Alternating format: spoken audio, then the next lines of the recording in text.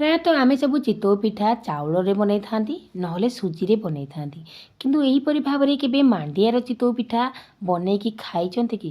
ଯଦି ନ ଖାଇଛନ୍ତି ତାହେଲେ ଭିଡ଼ିଓଟିକୁ ନିହାତି ଭାବେ ଶେଷ ପର୍ଯ୍ୟନ୍ତ ଦେଖନ୍ତୁ। ଆଜି ମୁଁ ମାଣ୍ଡିଆରେ ନଡ଼ିଆ ଆଉ ଛେନା ପୁର ଦେଇ ପ୍ରସ୍ତୁତ କରିଛି ଚିତଉ ପିଠା। ଆଉ ଏଇ ଚିତଉ ପିଠାଟି ଯେପରି ନରମ, ଖାଇବା ପାଇଁ ମଧ୍ୟ ସେହିପରି ସୁଆଦିଆ। ନମସ୍କାର ସାଙ୍ଗମାନେ, ଜୟ ଜଗନ୍ନାଥ। ଆପଣ ସମସ୍ତଙ୍କୁ ମୋ ୟୁଟ୍ୟୁବ୍ ଚ୍ୟାନେଲକୁ ବହୁତ ସାରା ସ୍ୱାଗତ। ଆଜି ମାଣ୍ଡିଆ ଚିତଉ ପିଠାର ରେସିପି ଆପଣମାନଙ୍କ ପାଖକୁ ନେଇକରି ଆସିଅଛି। ବିଲକୁଲ ନରମ, ତୁଲତୁଲିଆ ଏବଂ ବହୁତ ସ୍ୱାଦିଷ୍ଟ। ତ ଦୟାକରି ଭିଡ଼ିଓଟିକୁ ନିହାତି ଭାବେ ଶେଷ ପର୍ଯ୍ୟନ୍ତ ଦେଖନ୍ତୁ। ଚାଲନ୍ତୁ ଏବେ ମାଣ୍ଡିଆର ଚିତଉ ପିଠା ବନେଇବା ଷ୍ଟାର୍ଟ କରିବା। ପ୍ରଥମେ ଆପଣମାନେ ଦେଖିପାରୁଥିବେ ମୁଁ ଗୋଟେ ଜାଗା ନେଇଯାଇଛି, ସେଥିରେ ନେଇଯାଇଛି ଗୋଟେ ଗିନାର ମାଣ୍ଡିଆ ଚୂନା। ଆପଣମାନେ ଏମିତି ଗିନା ହେଉ କପ୍ ହେଉ ସେଥିରେ ମାପିକି ନେବେ। ଆଉ ଯେତିକି ମାଣ୍ଡିଆ ଚୂନା ନେଇଛି ତା'ର ଅଧା ନେଇଯାଇଛି ସୁଜି, ତାପରେ ନେଇଯାଇଛି ସେଇଥିରେ ଅଧ ଗିନାଏ ଦହି। ତ ୟାର ମେଜରମେଣ୍ଟ ହେଲା ଆପଣ ଯେତିକି ମାଣ୍ଡିଆ ନେବେ ତା'ର ଅଧା ନେବେ ସୁଜି ଆଉ ସେହିପରି ଅଧା ନେବେ ଦହି। ତାପରେ ତାକୁ ଅଳ୍ପ ଟିକେ ପାଣି ଦେଇ ଏମିତି ଗୋଳେଇବେ। ପାଣି ନିଜ ହିସାବରେ ଆପଣ ଦେବେ, କେତିକି ପାଣି ଆପଣଙ୍କୁ ଲାଗୁଛି। ତ ଦେଖିପାରୁଥିବେ ଏବେ ମୁଁ ପାଖାପାଖି 1.5 ଗିନାର ପାଣି ଏଥିରେ ଆଡ଼୍ କରିଦେଇଛି ଆଉ ତାକୁ ପୁରା ଭଲସେ ଏମିତି ଗୋଳେଇ ନେଇଛି। ଆପଣମାନେ ଦେଖିପାରୁଥିବେ ମୋର ପିଠଉର ମାନେ ଯେଉଁ ମାଣ୍ଡିଆର ପିଠଉର କନସିଷ୍ଟେନ୍ସି କିପରି ଅଛି। ତ ବିଲକୁଲ ଏମିତି ଡଙ୍କାରୁ ଛାଡ଼ି ଯାଉଥିବ। ତାକୁ ଏବେ ସାଇଡ଼୍ କରିଦେଲି ଗୋଳେଇକି। ଏବେ ଦେଖିପାରୁଥିବେ ମୁଁ ସେଇ ସମାନ ଗିନାରେ ହାଫ୍ ଗିନାର ନେଇଯାଇଛି ଚୁଡ଼ା, ତାକୁ ଏମିତି ଧୋଇକି ଭିଜେଇକି ଛାଡ଼ି ଦେଇଛି 10ରୁ 15 ମିନିଟ୍। ତ 10ରୁ 15 ମିନିଟ୍ ପରେ ଆପଣମାନଙ୍କୁ ଦେଖୁଛି ଚୁଡ଼ା ପୁରା ଭଲସେ ମୋର ଭିଜି ଯାଇଛି। ତାପରେ ସେପଟେ ମୁଁ ଗୋଟେ ଗ୍ରାଇଣ୍ଡର କପ୍ ନେଇ ଆସିଛି, ସେଇ ଚୁଡ଼ାରେ ଅଳ୍ପ ଟିକେ ପାଣି ଦେଇକି ତାକୁ ପୁରା ଫାଇନ୍ ପେଷ୍ଟ କରିକି ନେଇ ଆସିଛି। ବିଲକୁଲ ଚିକ୍କଣ କରିକି ବାଟିବେ, ବିଲକୁଲ ଖଦଖଦଡ଼ିଆ ବାଟିବେନି। ତ ଦେଖିପାରୁଥିବେ ମୁଁ ଏପଟେ ପୁରା ଚିକ୍କଣ ଭାବରେ ତାକୁ ମୁଁ ବାଟିକି ନେଇ ଆସିଛି। ଆଉ ଏବେ ସେ ଚୁଡ଼ାର ବଟାଟିକୁ ମୁଁ ମାଣ୍ଡିଆର ପିଠଉରେ ଦେଇ ଦେଉଛି। ତ ଦେଖିପାରୁଥିବେ ମୁଁ ଚୁଡ଼ାର ବଟାଟିକୁ ଦେଇ ସାରିଲା ପରେ ତାକୁ ଭଲସେ ଏମିତି ମିଶାଇ ଦେଉଛି। ଯଦି ଆପଣମାନଙ୍କ ପାଖରେ ମାଣ୍ଡିଆର ଚୂନା ନାହିଁ ତ ଆପଣଙ୍କ ପାଖରେ ଯଦି ମାଣ୍ଡିଆ ଅଛି ତାକୁ ଆପଣ ଗ୍ରାଇଣ୍ଡିଙ୍ଗ କରି ଚୂନା ଭାବରେ ବ୍ୟବହାର କରିପାରିବେ। ତ ଦେଖିପାରୁଥିବେ ମୁଁ ଏବେ ଚୁଡ଼ାକୁ ପକାଇ ସାରିଲା ପରେ ଆପଣ ଦେଖିପାରୁଥିବେ ତା'ର କନସିଷ୍ଟେନ୍ସି ପୁରା ଟିକେ ମୋଟା ହେଇଯାଇଛି। ଏବେ ମୁଁ ସେଥିରେ ମିଠା ପାଇଁ ଆଡ଼୍ କରିଦେଉଛି 2 ଚାମଚର ଗୁଡ଼। ଆପଣମାନେ ୟା ଜାଗାରେ ଚିନି ମଧ୍ୟ ଆଡ଼୍ କରିପାରିବେ, କିନ୍ତୁ ଏମିତି ଚିତଉ ପିଠାରେ ଗୁଡ଼ ଆଡ଼୍ କଲେ ତା'ର ଟେଷ୍ଟ ବହୁତ ବଢ଼ିଆ ଲାଗିଥାଏ। ତ ଦେଖିପାରୁଥିବେ ଆଉ ମିଠା ଆପଣ ନିଜ ହିସାବରେ କମ୍ ବେଶୀ କରିପାରିବେ, ସେଟା ଆପଣଙ୍କ ଉପରେ ଡିପେଣ୍ଡ କରେ। ତ ତାପରେ ମୁଁ ସ୍ୱାଦ ଅନୁସାରେ ଲୁଣ ପକାଇ ଦେଇଛି। ଯେହେତୁ ଆମେ ମିଠା ଜିନିଷ ବନାଉଛେ ତ ନିହାତି ଭାବରେ ଲୁଣ ଆମର ଆବଶ୍ୟକ। ତ ଲୁଣ ମୁଁ ଆବଶ୍ୟକ ଅନୁସାରେ ଦେଇଦେଇଛି। ତା'ର କନସିଷ୍ଟେନ୍ସି ଆପଣମାନେ ଦେଖିପାରୁଥିବେ ବିଲକୁଲ ନା ବେଶୀ ମୋଟା ଅଛି ନା ବେଶୀ ପତଳା ଅଛି, ଏମିତି ମିଡ଼ିୟମର ହିଁ ଅଛି। ତ ତାକୁ ଭଲସେ ମୁଁ ଗୋଳେଇ ନେଲି। ଆଉ ଗୋଳେଇ ନେଇ ସାରିଲା ପରେ ତାକୁ କଭର୍ କରିକି ଓଭରନାଇଟ୍ ପାଇଁ ଛାଡ଼ିଦେବି। ଆପଣମାନେ ଯଦି ଓଭରନାଇଟ୍ ନ ଛାଡ଼ିବେ ତାହେଲେ ନିହାତି ଭାବେ 5ରୁ 6 ଘଣ୍ଟା ଛାଡ଼ିବେ।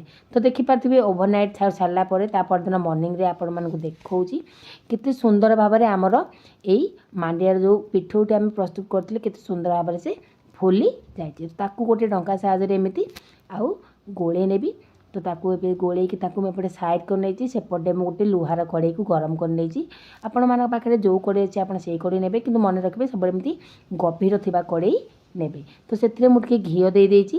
ଆଉ ସବୁବେଳେ ଚିତଉ ପିଠା ଆପଣ ଘିଅରେ ପ୍ରସ୍ତୁତ କରିବେ, ଦେଖିବେ ତା'ର ଟେଷ୍ଟ କେତେ ସୁନ୍ଦର ଆସିବ। ଏ ଘିଅ ମୋର ପୁରା ଗରମ ହୋଇଯାଇଥିଲା। ମାଣ୍ଡିଆର ପିଠଉ ମୁଁ 2 ଡଙ୍କା ଆଣିକି ତାକୁ ଯେମିତି ଚିତଉ ପିଠା ଆମେ ବନାନ୍ତି ତାକୁ ସେହିପରି ଦେଇଦେଇଛି। ତାକୁ ଏମିତି ଟିକେ ସ୍ପ୍ରେଡ୍ କରିଦେଇଛି। ଏବେ ମୁଁ ଆପଣଙ୍କୁ ପ୍ରଥମରୁ ବି କହିଥିଲି ନଡ଼ିଆ ଛେନା ପୁରର ମୁଁ ଆଜି ଚିତଉ ପିଠା ପ୍ରସ୍ତୁତ କରିବି, ତାପରେ ମାଣ୍ଡିଆରେ। ତ ନଡ଼ିଆ ଛେନା ପୁର ମୁଁ ଏବେ ଦେଇଦେଇଛି। ଆଉ ଦେଇ ସାରିଲା ପରେ ତା ଉପରେ ଏମିତି ଗୋଟେ ଜାଗା ମୁଁ ଘୋଡ଼େଇ ଦେଇଛି। ଆଉ ତାପରେ ଏମିତି ଟିକେ ପାଣି ସ୍ପ୍ରିଙ୍କଲ୍ କରିଦେଇଛି। ତ ତାକୁ 3ରୁ 4 ମିନିଟ୍ ଟିକେ ପାଇଁ ସିଝିବା ପାଇଁ ଛାଡ଼ିଦେବା। ତ 4 ମିନିଟ୍ ପରେ ମୁଁ ଆପଣଙ୍କୁ କଭର୍ କରିକି ଦେଖାଉଛି। ଆପଣମାନେ ଦେଖିପାରୁଥିବେ ଆମର ଚିତଉ ପିଠାଟି କେତେ ସୁନ୍ଦର ଫୁଲିଛି ଆଉ ପୁରା କଡ଼େଇରୁ ଏମିତି ଛାଡ଼ି ଯାଉଛି। ଆଉ ତା ପଛପଟ କଲର୍ ମଧ୍ୟ ବହୁତ ବଢ଼ିଆ ହେଇଛି। ତ ଆପଣମାନେ ଦେଖିପାରୁଥିବେ ଚିତଉ ପିଠାଟା ଆମର କେତେ ସୁନ୍ଦର ପ୍ରସ୍ତୁତ ହୋଇଛି। ତାକୁ ମୁଁ କାଢ଼ି ନେଇଛି ଗୋଟେ ପ୍ଲେଟ୍କୁ। ସେହି ସମାନ ଉପାୟରେ ମୁଁ ବାକି ସବୁ ଚିତଉ ପିଠା ଗୁଡ଼ିକ ପ୍ରସ୍ତୁତ କରିକି ରଖିନେବି।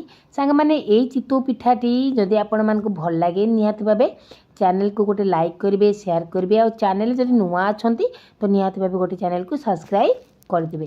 ଆଉ ଯେହେତୁ ଏଇ ପିଠାଟି ମାଣ୍ଡିଆରେ ତିଆରି ତ ଆକୁ ସମସ୍ତେ ଖାଇପାରିବେ। ଆଉ ମାଣ୍ଡିଆ ଆମ ଦେହ ପାଇଁ କେତେ ହିତକର ତାହା ମୁଁ ଆପଣଙ୍କୁ କହିବା କିଛି ଆବଶ୍ୟକ ନାହିଁ, କାରଣ ମାଣ୍ଡିଆର ଉପକାରିତା ବିଷୟରେ ଆମେ ସମସ୍ତେ ଜାଣିଛନ୍ତି। ତ ଦେଖିପାରୁଥିବେ ଆମର ଆଜିର ମାଣ୍ଡିଆର ଚିତଉ ପିଠା କେତେ ସୁନ୍ଦର ଭାବରେ ବନିକି रेडी हो जाइए। तो यहीपरी मांडियार चितौ पिठा निहाती भाव निज घर बनातु। केवल चितौ अमावास्या ही चितौ पिठा बनइबो एमती किसी ना, आपड़ यहीपरी पिठा बनईकि सकाळ ब्रेकफास्ट खाईपारे। तो देखु सब पिठा गुड़िक मुझे बनई नहीं। आपण मैंने मांडियार चितौ पिठा को देखिकी जानीपारे आमर पिठाटी केते सॉफ्ट होइछि। तो गोटे पर गोटे सबू मांडिया पिठा गुड़िक मुझे प्रस्तुत कर माने मांडियार चितौ पिठा गुड़िक मु सब प्रस्तुत कर। तो यहीपरि भाव में बहुत कम टाइम भितर चाउल को न बतुराई न बाटी आपण गोटे हेल्दी चितौ पिठा प्रस्तुत करें। तो निहाती भाव यही चितौ पिठाटी को निज घरे ट्राए करूँ, निजे खातु, निजर प्रियजन मान खाइबा को दिंतु। तो देखिपे सांग मैंने आमर सॉफ्ट सॉफ्ट नरम तुलतुलिया मांडिया चितौ पिठा बनईकि रेडी।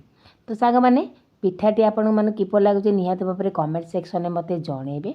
एबे आपण को मुझे भांगिक देखेबी आमर चितौ पिठाटी केते नरम होइछि।